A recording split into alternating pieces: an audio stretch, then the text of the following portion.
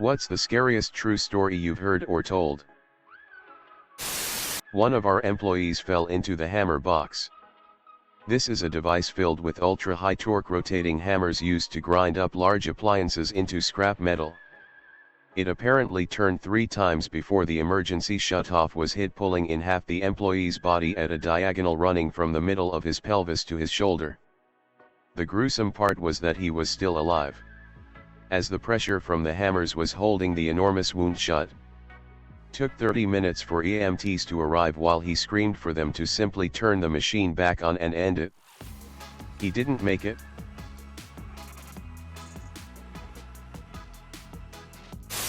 One day as a kid I was exploring the forests near our house with my cousin. The forest was on a hill, but there were several craters there because of bombs that were dropped there during the World War's Germany. One day we saw a backpack at the bottom of one. We tried to climb down, but it was kinda steep and slippery, so we didn't want to risk falling. We planned on returning later with a rope, and went home. The next day news story was that there was a backpack found with the remains of a girl in that forest. A guy walking his dog found it, after the dog wouldn't stop barking and going crazy at the edge of the crater, while staring at the backpack. We stopped exploring the forests after. Edit. English is hard sometimes. You just got saved from being haunted by a memory for your whole FING life. So grateful for that. The bag even looked like it hasn't been there that long. Still looked new. That's why we wanted to get it. We thought that maybe someone accidentally dropped it in there. To think that the person that dumped it there could have been still nearby. This week in Cologne. From the wall next to Autobahn, a concrete plate fell down into ongoing traffic and hit one car, killing the driver. After the inspection, they found another 6 plates that weren't properly constructed, just like the one that fell down. My mother never taught me to swim because when she was a teenager she saw a friend get sucked into a whirlpool at the bottom of a drainage lake that is the deepest body of water within a few hundred miles of us. They didn't find his body for days. My dad watched his brother drown as a child and was unable to do anything about it, because he was so young and didn't know how to swim. Completing 8 levels of swimming lessons was mandatory for me as a child. I had brain surgery roughly 3 years ago. I lost my concept of time. What felt like 4 months was only 3 days. The amount of physical, mental, and emotional pain I went through was crazy. I had to find all of my memories and relearn how to walk, talk, everything. If you want to go through something terrifying, that is it. One of my dad's friend's wife was murdered by some crazy dude walking down the street. This guy had just been released from a mental hospital and literally just stabbed her as she walked home.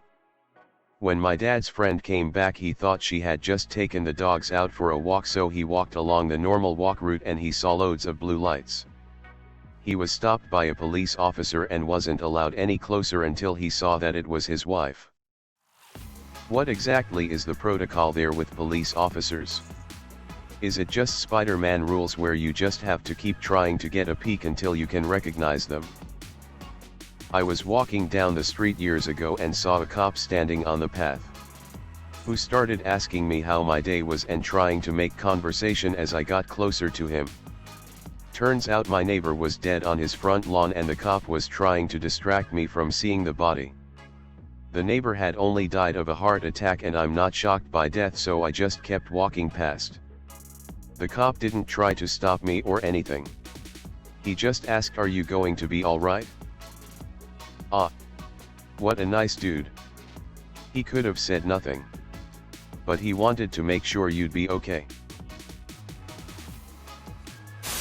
When I was young, I saw a documentary about a guy who got flesh-eating bacteria in his nasal cavity.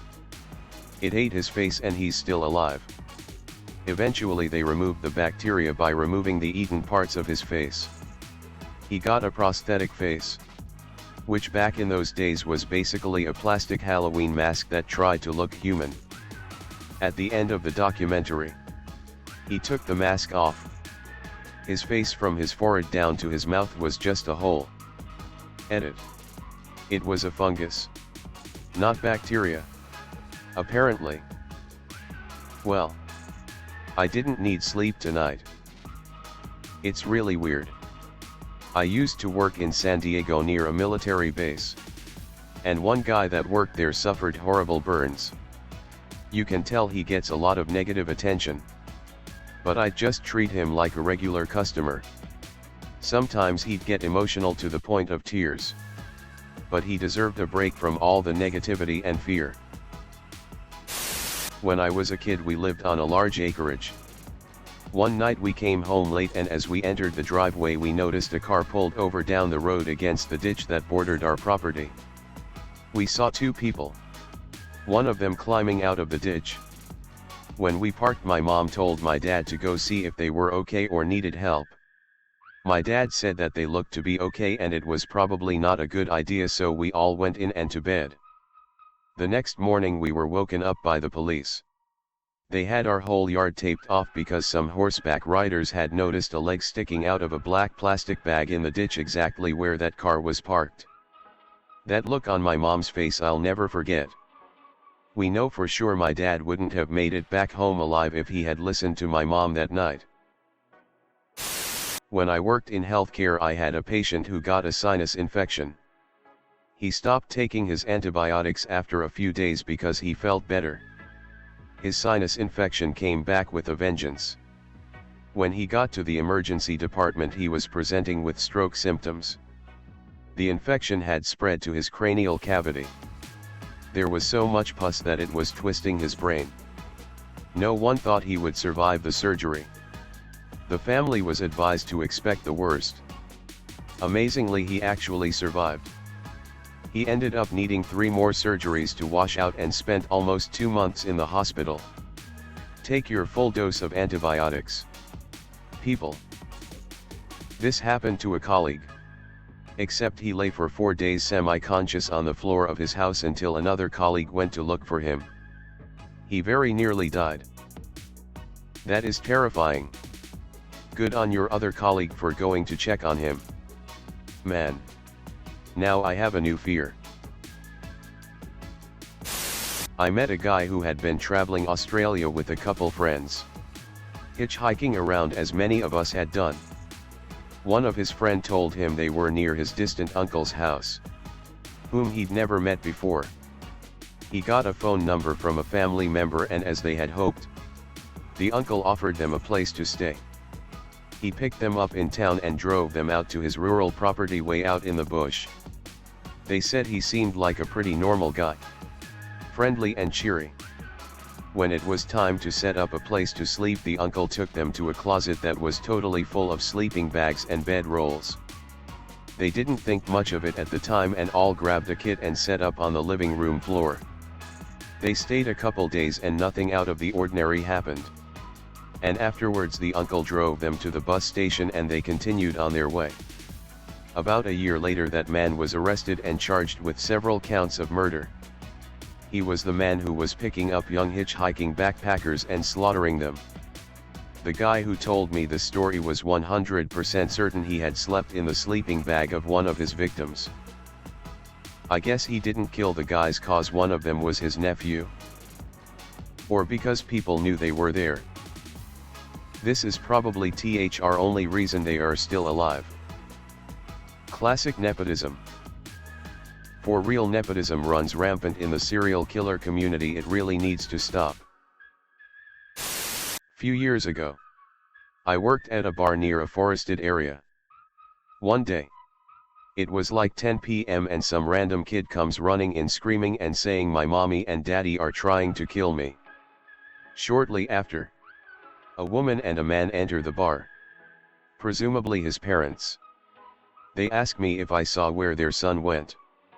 I said no and they exit, muttering to themselves.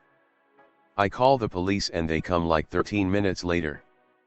They search the area for the parents and take the kid with them. And that's all I remember. Edit. Typo. Walking my dog and crossing the street with a green light and a guy blows through the red light and almost hits me and the dog. I yell asshole and he slams on his brakes and turns around and pulls into parking lot ahead of me. I get closer and see the car has Illinois plates. I live in PA. He says careful who call asshole, I've killed people. I just keep walking and he drives away. The next day I hear spree killer Andrew Cunanan used a stolen credit card at a gas station in my town. 100% was him. I called a asshole. To be fair, it sounds like he was being an asshole. I am not sure I remember all the details correctly, but anyway. A guy was cleaning a giant cooking tank at a tuna factory. It was so big that he had to climb all the way in.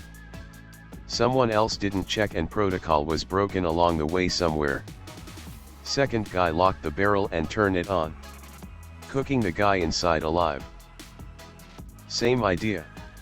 There was 2 men who got caught in a bread oven conveyor while doing maintenance and got stuck and ended up being baked alive. One survived all the way till the end and died on the floor. One died inside. Lockout procedures exist for these exact reasons. Follow them. Liv W. 3 other girls sophomore year of college. All 3 took off early for spring break, leaving me alone in the house. First night alone. I heard someone bang on my front door at 2 a.m. Then I hear more knocks at the back door. A man yells, "Boulder police. Open the door." When I didn't, I heard body slams against both doors. Soon I hear, "Little girl, open the door. We know you're alone." At this point I'm so scared I keep accidentally dialing 611 instead of 911. When I eventually do get the police, cars roll up thankfully just minutes later.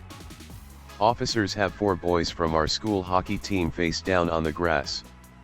I had to file arrest ringing orders against them, and the kicker, one lived across the street from me and we'd never spoken a single word before then. Holy speep. What was the aftermath? What happened to them?